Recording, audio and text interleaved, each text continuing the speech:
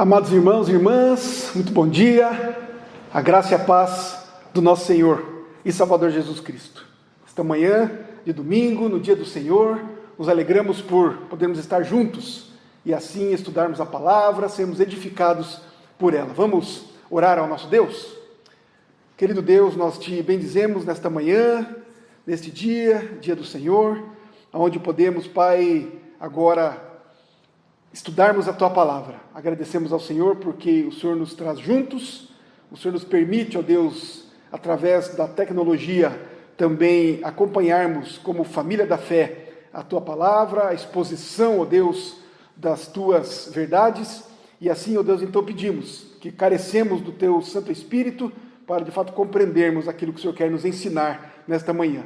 Ajuda-nos, ó Deus, enche-nos com a Tua graça, com o Teu poder, dá-nos ouvidos espirituais para de fato ouvirmos aquilo que o Senhor quer nos ensinar. Ajuda-nos, ó Deus, porque somos carentes, necessitados.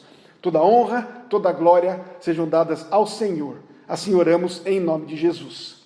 Amém. Então, queridos, nós vimos na semana passada o apóstolo Paulo escrevendo aos Romanos, no capítulo 3, de 9 a 12, e ali ele explica com detalhes o que Davi quis dizer naqueles 3 primeiros capítulos do Salmo de número 14, que nós vamos fazer a leitura, então, não só dos 3 primeiros versos, mas do Salmo todo, e hoje nós vamos tratar a partir do versículo 4. Então, o Salmo 14 nos diz assim: diz o insensato no seu coração, não há Deus, corrompem-se e praticam abominação, já não há quem faça o bem. Do céu olha o Senhor para os filhos dos homens, para ver se há quem entenda, se há quem busque a Deus. Todos se extraviaram e juntamente se corromperam. Não há quem faça o bem, não há nenhum sequer. Acaso não entendem todos os obreiros da iniquidade que devoram o meu povo como quem come pão, que não invocam o Senhor? Tomar-se-ão de grande pavor, porque Deus está com a linhagem do justo. Meteis a ridículo o conselho dos humildes, mas o Senhor é o seu refúgio. Tomara de Sião viesse já a salvação de Israel. Quando o Senhor restaurar a sorte do seu povo, então exultará Jacó e Israel se alegrará. Então, olhando para esses 3 primeiros versos, que nós já estudamos a semana passada, que ninguém é bom por natureza. Davi diz isso aqui e Paulo explica melhor para nós, pois não há nenhum justo. Que ninguém por conta própria, portanto, compreende a verdade de Deus. Não há quem entenda, não há quem tenha ciência, compreensão por conta própria a respeito de Deus. Não há quem busque a Deus, diz Davi aqui. Portanto, que nenhuma pessoa tem vontade em si mesma de procurar a Deus. Pelo contrário, todas as pessoas nascendo em pecado, a vontade natural é correr de Deus, é se apartar, se afastar, ir ao contrário da posição do caminho de Deus. Portanto, ele continua dizendo, Paulo lá, que todos se extraviaram. Então, que sem Deus, todos estão completamente perdidos. Ele diz ainda que a uma se fizeram inúteis. Diz, portanto, que a vaidade tomou conta das suas vidas. Pensam apenas em si, não é? E quando pensamos apenas em nós mesmos, no nosso próprio umbigo, no nosso próprio ventre, isso é completamente inútil. E por fim, ele diz que não há quem faça o bem, não há nenhum sequer. Então ele chega à conclusão de que ninguém pode agradar a Deus verdadeiramente por sua própria conta, por sua própria iniciativa. É isso que Davi descreve nesses primeiros 3 versos e Paulo então explica melhor isso lá do versículo 9 ao 13 de Romanos, capítulo 13. E que nós vamos para lá novamente para dar continuidade a partir do verso 13, então, do capítulo 3, pois nós paramos no versículo 12 na semana passada. Então, Paulo lá no capítulo 13, a partir do verso 10, ele vai dizer assim, como está escrito. Então aqui ele cita vários textos de Salmos, de Isaías, não é? Então ele vai até o verso 18 citando esses textos. Então ele diz aqui a partir do versículo 10 do capítulo 3, não há justo, nenhum sequer, não há quem entenda, não há quem busque a Deus. Todos se extraviaram, a uma se fizeram inúteis, não há quem faça o bem, não há nenhum sequer. A partir do versículo 13 agora, ele vai, nesses versos primeiros, anteriores, ele falou como as pessoas são, qual é a sua condição sem Deus. E agora, a partir do versículo 13, ele vai mostrar o que essas pessoas fazem por conta do que são, não é mesmo? As pessoas fazem, praticam aquilo que elas de fato são. Então, sem Deus, como é que as pessoas agem? Como é que elas vivem? Qual é o seu comportamento? As suas atitudes? É o que Paulo, então, começa a dizer aqui. Versículo 13 de Romanos 3. A garganta deles é sepulcro aberto. Com a língua urdem engano. Veneno de víbora está nos seus lábios. A boca eles a têm cheia de maldição e amargura. São os seus pés velozes para derramar sangue. Nos seus caminhos há destruição e miséria. Desconheceram o caminho da paz. Não há temor de Deus diante de seus olhos. Então, é assim que vive aquele que não tem a Deus como o seu Senhor. Não é? Vive da sua própria vontade, de acordo com os seus próprios entendimentos, apartados de Deus. É assim que vivem, é assim que procedem. Então, é o que Paulo mostra a partir do versículo 13 deste capítulo, que é assim o comportamento rotineiro dessas pessoas sem Deus. E a maneira como eles vivem oprime o verdadeiro povo de Deus e provocam então a ira de Deus. É o que vai acontecer, é o que nós vamos ver depois, daqui a pouquinho, ali a partir do versículo 4 do Salmo, não é? Que nós acabamos de ler. Só quero lembrar aqui do que nós estamos falando, do que Davi diz, não é? A partir do versículo 4, diz assim: acaso não entendem todos os obreiros da iniquidade que devoram o meu povo como quem come pão, que não invocam o Senhor? Aqui Davi faz uma pergunta, não é? Depois de dizer como é que é este povo, como é que ele anda sem Deus, como é que esse povo vive sem a presença de Deus, sem reconhecer a Deus. Então ele faz essa pergunta, não é? Acaso esses obreiros da iniquidade, ele está falando aqui do povo de Israel, de gente que lidera o povo no tempo de Davi. Ele faz essa pergunta: acaso não entendem esses obreiros da iniquidade, esses que praticam a iniquidade, acaso eles não entendem que eles não invocam o Senhor? E por não invocarem o Senhor, eles oprimem o povo de Deus? Eles devoram o meu povo? Então é essa pergunta que ele faz. Como é que eles agem, como é que eles vivem no relacionamento com o povo de Deus? Então aqui Paulo vai continuando, então voltando lá para Romanos, ele vai então mostrar para nós, vai detalhar um pouco mais como é o comportamento desse povo que se diz cristão, que se diz povo de Deus, mas que na verdade está longe de Deus, não é? Então, explicando os versos 4 a 7 de Salmos, Paulo aqui em Romanos capítulo 13. Então vamos lá no versículo 13. A garganta deles é sepulcro aberto. Portanto, da boca dessas pessoas saem palavras podres, palavras torpes, palavras que não edificam, palavras que na verdade vão revelar o que vai no coração de cada um deles. Pois também temos a palavra do Senhor que nos diz assim: pois a boca fala do que está cheio o coração. Então, uma das maneiras que nós podemos identificar em nós mesmos o que é que vai na nossa mente e no nosso coração é aquilo que sai pela nossa boca. Que tipo de palavras nós dizemos? Qual é o tipo de conversa que nós temos com as pessoas? Não é? São conversas que edificam? São conversas que alegram a alma e o coração daquele que nos ouve?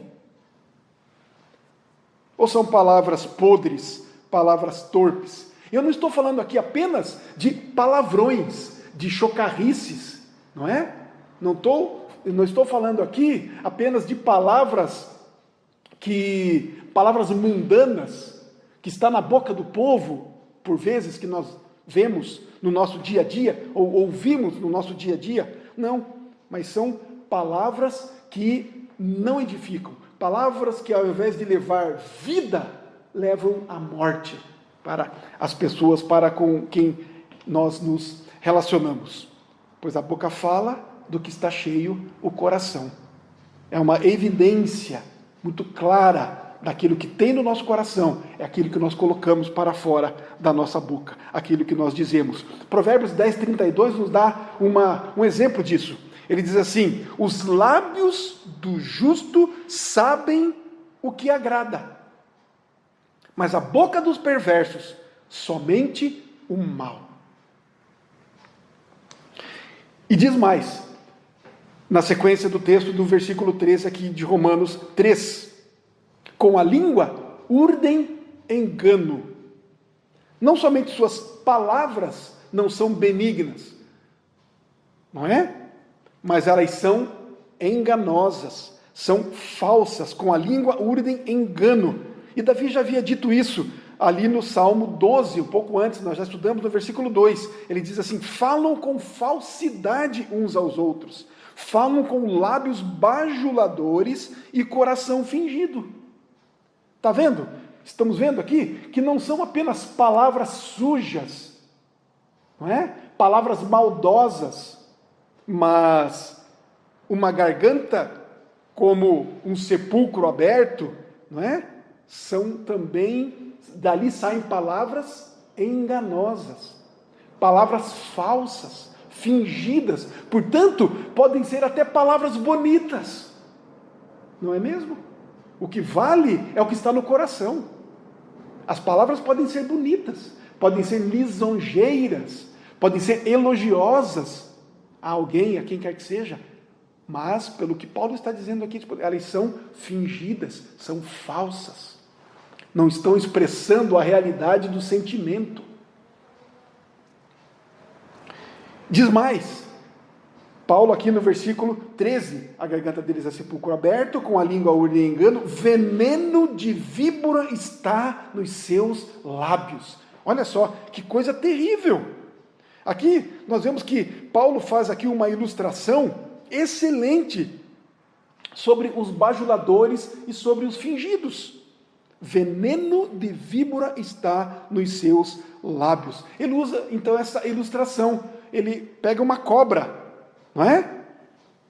E uma cobra é tão nociva que tem o veneno dela escondido numa bolsa junto ao beiço dela, né? Bem escondida no beiço dela ali. E é uma pequena bolsa que fica debaixo da mandíbula, da parte de cima da sua mandíbula, perto ali de alguns dentes. Tem uma bolsinha ali com veneno. Então, quando essa cobra está prestes a dar o bote, ela põe a cabeça para trás e essas mandíbulas se abrem, não é? Se abaixam essas presas, não é? E aí ela dá o bote e pica a sua presa. E o que acontece? Quando ela faz isso, essa bolsa cheia de veneno infiltra na vítima o veneno. E esse veneno é que vai matar a pessoa, ou a sua presa. E assim então é dessa forma que cientificamente Paulo explica como é que a cobra mata a sua vítima e como é que as palavras fingidas matam aquele que a ouve. Paulo ilustra então que há um veneno mortal escondido nas palavras lisonjeiras, nos elogios fingidos das pessoas sem Deus e que levam os seus ouvintes à morte. Então, o que essa ilustração pode trazer de entendimento, de ensino para nós? Começamos aqui com as crianças, com os adolescentes, com os jovens. Cuidado com alguns convites que algumas pessoas podem fazer para vocês. Tomem cuidado. Algumas pessoas vêm e podem dizer para as crianças, adolescentes, para os jovens, falando alguma coisa assim, vem convidar para alguma coisa, para algum evento, para alguma atividade, e dizer assim, não há mal nenhum nisso. Você merece participar disso. Venha, isso aqui que é vida. Ou não seja medroso. Não seja assim, não é? Tão radical. Precisa se ter cuidado, não é mesmo? Com alguns tipos de convite que podemos receber no nosso dia a dia. Também nós, adultos, enfim, nós precisamos cuidar com o falso ensino, por exemplo, com aqueles que dizem que uma pregação deve ser mais amena, que no sermão nós devemos falar mais de amor e do amor de Deus, pois é isso que as pessoas querem ouvir, precisam ouvir, pois a vida já é tão dura. Então vamos falar apenas do amor de Deus, do amor das pessoas. Vamos cuidar então, queridos, com as palavras lisonjeiras, com os elogios, não é? Com isso não tem problema, com o isso não é bem assim, que a palavra de Deus diz. E aí nós vamos nos lembrar da serpente no jardim do Éden. Foi assim que ela se aproximou de Eva. E disse coisas que Deus não disse, inverteu o que Deus havia falado. E foi assim que Eva, e foi assim que o primeiro casal, e foi assim que Adão caiu em transgressão. Irmãos e irmãs, a língua desse tipo de gente é maligna. Está cheia de veneno debaixo dos elogios que faz a você, que faz a mim. Também quando dizem que o mundo é belo, e que o ser humano é maravilhoso, e que tudo está bem, e que não há necessidade de se pregar sobre o pecado, sobre a maldição do inferno, e nem pregar sobre a necessidade do sangue de Cristo. Irmãos e irmãs, aqueles que têm que creem nesse tipo de pregação, que só fala do amor de Deus e da maravilha que o homem é, cuidado. Pois esse tipo de ensino injetará em nós esse veneno, que pode nos conduzir, de fato, à morte e ao inferno. Veneno de víbora está nos seus lábios. Vamos lá ao verso 14, olha a sequência. A boca eles a têm cheia de maldição e amargura. Paulo cita isso no capítulo 10 de Salmos, não é? Que também nós já vimos há poucas semanas atrás. Capítulo 10 de Salmos, do versículo 7, a boca ele a tem cheia de maldição, enganos e opressão, debaixo da língua, insulto e iniquidade. Então Paulo está citando isso, o que Davi já havia dito lá atrás. Significa desejar o pior para a outra pessoa, e ainda fazer isso publicamente. Amaldiçoar o outro, cheio de fel, cheio de amargura no coração. Olha os versos 15 a 17. São seus pés velozes para derramar sangue, nos seus caminhos há destruição e miséria. Desconheceram o caminho da paz.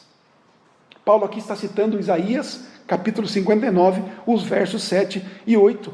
Portanto, queridos irmãos e irmãs, Davi, Paulo e Isaías descrevem a verdade a respeito da depravação que existe em toda a humanidade. O ser humano estraga e destrói tudo onde ele põe a mão, deixando um rastro de dor, de sofrimento, de destruição e miséria por onde passa. É assim aquele que não conhece a Deus, que não ama a Deus, que diz não a Deus, que quer viver por sua própria conta.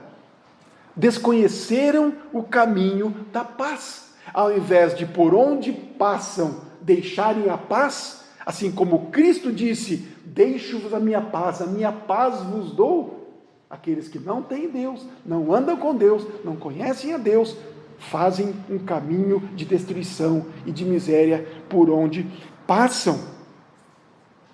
E isso, queridos, é a tendência natural de todo ser humano. O conflito, a guerra, a provocação da inimizade Isso é resultado desta inimizade com Deus. E inimizade, portanto, gerada com o seu semelhante, com o seu próximo. Isso é por causa do pecado. O pecado arrebenta com a gente. O pecado é algo terrível que destruiu a nossa natureza perfeita, conforme fomos criados pelo próprio Deus. O pecado arrebentou com a gente. Olha o resultado. Versículo 18. Não há temor de Deus diante dos seus olhos. Isso tudo foi descrito por Paulo até aqui, quando ele interpretou então as palavras de Davi. É a consequência da falta de submissão e reverência a Deus, falta de respeito pela glória de Deus, pela sua grandeza, bem como a ausência de medo, a ausência de temor das consequências em manchar a santidade de Deus e desobedecer a sua vontade. O pecado cega os olhos dessa pessoa, desses que andam longe de Deus. Cega, eles não veem mais a santidade de Deus, eles não têm mais o temor de macular a glória de Deus, eles não têm mais medo de Deus, das consequências que virão sobre si por conta de andarem contra Deus, ofenderem a Deus, blasfemarem a Deus, aquele que os criou. Voltemos lá então para o Salmo de número 14. Para vermos o que Davi continua dizendo então ali, a partir do verso 4. Acaso não entendem todos os obreiros da iniquidade que devoram o meu povo como quem come pão, que não invocam o Senhor? Eles estão entendendo, eles estão percebendo de que eles estão fazendo mal ao povo e fazem mal ao povo de Deus, porque não invocam o Senhor, porque eles não adoram ao Senhor, não louvam ao Senhor. As suas práticas são iníquas, as suas obras são fundamentadas no pecado, e por isso mesmo não invocam ao Senhor, não o buscam, não o adoram, nem o louvam. Pelo contrário, como Paulo descreve em Romanos, como nós acabamos de ver, essas são suas práticas comuns, corriqueiras. É dessa forma que vivem aqueles que não invocam a Deus, e agem assim por vontade própria, e têm até mesmo prazer nisso. Queridos, aqui nesse verso 4, ou nesse salmo, Davi fala como um profeta. E a partir então, daqui, do verso 5 até o fim, ele anima tanto a si próprio, quanto a todos os fiéis, com a melhor de todas as consolações. Ou seja, que Deus não se esquecerá do seu povo até o fim. Ao contrário, ele por fim se manifestará para ser o seu defensor. Como é que Davi, nesta sua oração, nesse seu cântico, responde a essa pergunta do versículo 4? Tomar-se-ão de grande pavor, porque Deus está com a linhagem do justo. Meteis a ridículo o conselho dos humildes, mas o Senhor é o seu refúgio. Então, a despeito da atitude desses que não temem a Deus, desses que causam terror ao povo de Deus, né, que devoram o meu povo, como diz Davi aqui, nesse versículo 4, o Senhor está a favor do seu povo, a favor daquele a quem ele declara justo, a favor daquele ele entregou Cristo para que morresse por eles naquela cruz. Mas o que eles dizem aqui, ainda respondendo, o que Davi diz aqui, ainda respondendo a pergunta: acaso não entendem todos os obreiros da iniquidade que devoram o meu povo como quem come pão, que não invocam o Senhor? O que vai acontecer com eles? Não é? E a partir disso, então, a resposta nos versos 5, 6. O significado eu penso que seja mais ou menos assim. Quando essas pessoas, quando os seus negócios, quando a sua vida não é? Está parecendo tudo uma tranquilidade. Quando a vida deles está assim, caminhando numa prosperidade, não é? Como que se nada tivesse acontecendo, como que se Deus não estivesse observando e vendo. A vida dos ímpios está correndo tranquilamente. Eles fazendo e agindo nas suas maldades, corriqueiras, normais. Quando então tudo isso está acontecendo dessa maneira, Deus, de repente, subitamente, vem contra eles e lança os dardos da sua vingança. 1 aos Tessalonicenses 5,3 diz assim: pois quando disserem paz e segurança, então lhes sobrevirá repentina destruição. Quando eles estiverem pensando que está tudo bem, que vão continuar nas suas maldades, nas suas mentiras, nas suas falsidades, Deus de repente age, Deus de repente vem. É por isso, queridos, que na palavra tem esse alerta também para nós, os cristãos. Nós devemos viver em alerta com a nossa própria vida, em alerta com os nossos próprios atos. Devemos estar de fato cientes que o Senhor está observando tanto os bons quanto os maus, e que Cristo em breve voltará, e nós não sabemos a hora. Ele vem como um ladrão. Por isso nós temos que estar alertas. Como anda a nossa vida? Como estamos agindo? Como verdadeiros filhos de Deus? Como crentes no Senhor? Cheios de graça, cheios de bondade, cheios de palavras que edificam, andando como filhos de Deus neste mundo terrível, tenebroso, cheio de maldade? Como nós estamos andando? Davi então fala esta palavra no versículo 5: tomar-se-ão de grande pavor, porque Deus está com a linhagem do justo.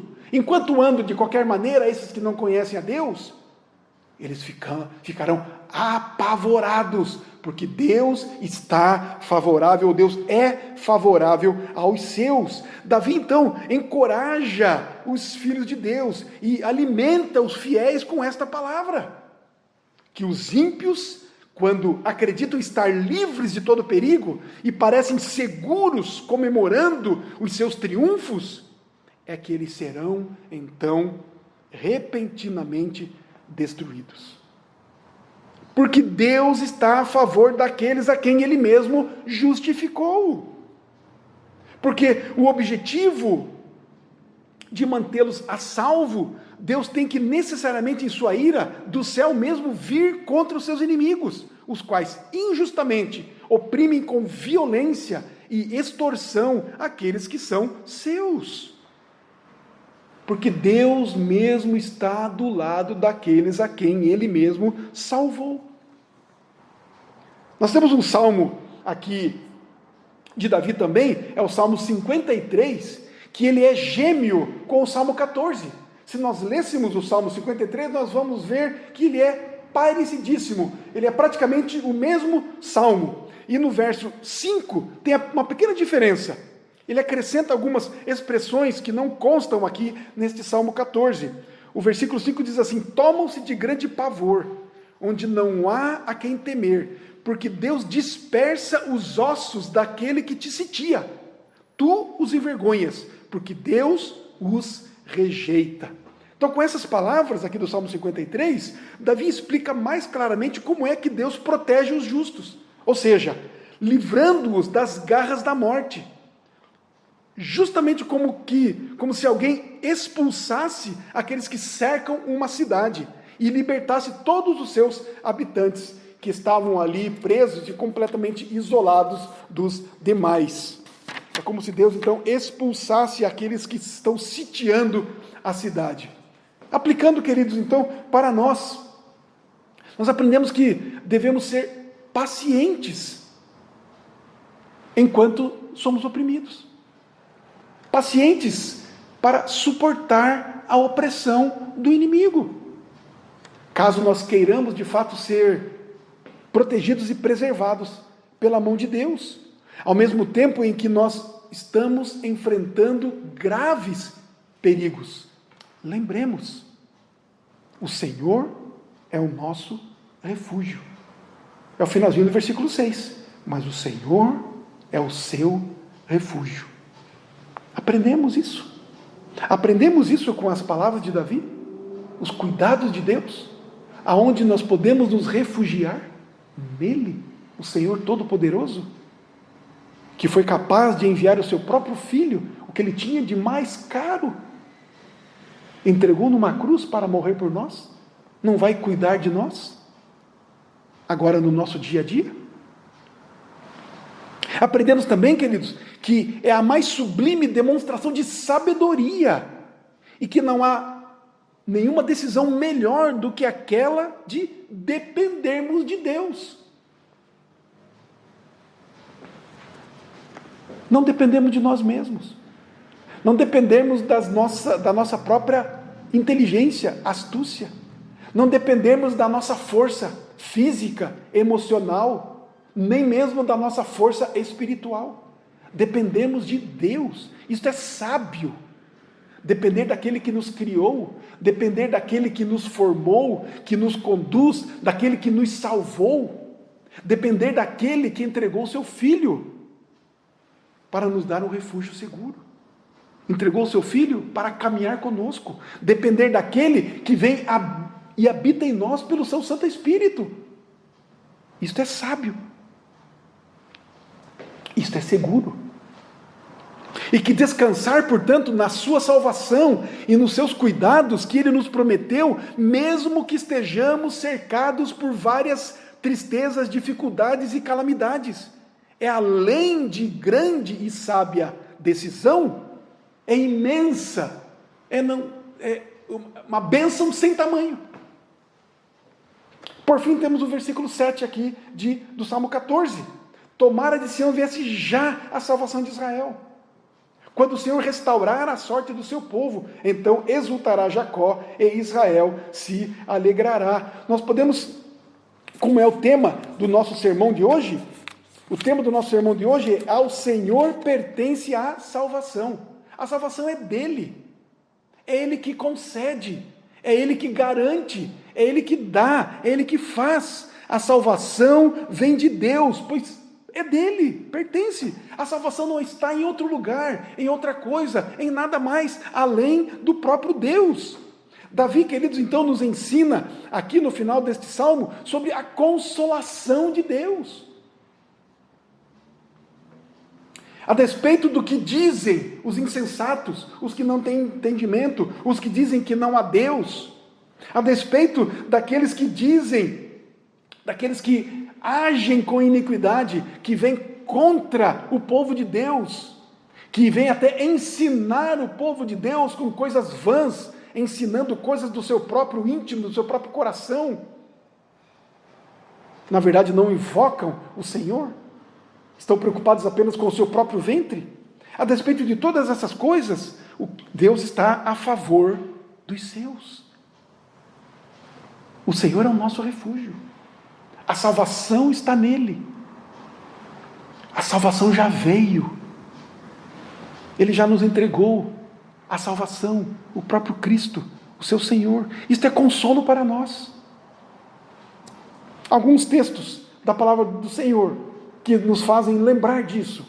Isso deve estar na nossa mente. Por isso devemos ler as Escrituras, devemos decorar a palavra de Deus, devemos nos lembrar da salvação de Deus, do consolo de Deus, da presença de Deus, da ação, do favor, do amor, da sua graça sobre nós. Pois como já vimos, não dorme o guarda de Israel, nem sequer cochila, está sempre atento e vem em nosso favor, em nosso socorro. O Senhor é refúgio para os oprimidos, uma torre segura na hora da adversidade. Salmo 9:9. Portanto, humilhem-se debaixo da poderosa mão de Deus, para que Ele os exalte no tempo devido. Lancem sobre Ele toda a sua ansiedade, porque Ele tem cuidado de vós. 1 Pedro 5, o versos 6 e 7. Pois não menosprezou nem repudiou o sofrimento do aflito, não escondeu dele o rosto, mas ouviu o seu grito de socorro. Salmo 22, 24. Eu é que sei que pensamentos tenho a vosso respeito, diz o Senhor, pensamentos de paz e não de mal, para vos dar o fim que desejais. Jeremias 29, 22. E por último, o próprio Jesus Cristo, no capítulo 14 de João, os versos 25 e 27, diz assim: isso vos tenho dito, estando ainda convosco, mas o Consolador, o Espírito Santo, a quem o Pai enviará em meu nome, esse vos ensinará todas as coisas e vos fará lembrar de tudo o que tenho vos dito. Deixo-vos a paz. A minha paz vos dou. Não vou-la dou como a dá o mundo. Não se turbe o vosso coração, nem se atemorize. Palavras do próprio Senhor Jesus. Que seja assim conosco, que ouçamos e apreendamos esta palavra no nosso coração, na nossa alma, tendo a certeza de que de fato elas são verdadeiras. É a palavra viva de Deus, o próprio Jesus Cristo, que habita pelo seu poder, pelo seu Espírito Santo em nós e que, portanto, caminha conosco, anda conosco. Andemos, porém, também com o Senhor, confiantes e confiados na sua santa palavra e sejamos assim consolados, animados, revigorados, encorajados para vivermos neste mundo mau até a volta do nosso Senhor Jesus Cristo. Em nome de Jesus. Amém. Vamos orar? Pai de bondade, de amor, grande Deus, único Deus que há, louvamos-te, ó Deus, por tua palavra santa, bendita, palavra viva, que nos encoraja, nos anima, nos fortalece, nos vivifica a fé, a confiança no Senhor, e assim podemos caminhar contigo, alegres, firmes, fortes, expressando, ó Deus, a nossa alegria, manifestando a tua glória e o teu viver em nós, nos nossos atos e nas nossas palavras, contrastando com o que o mundo sem ti vive.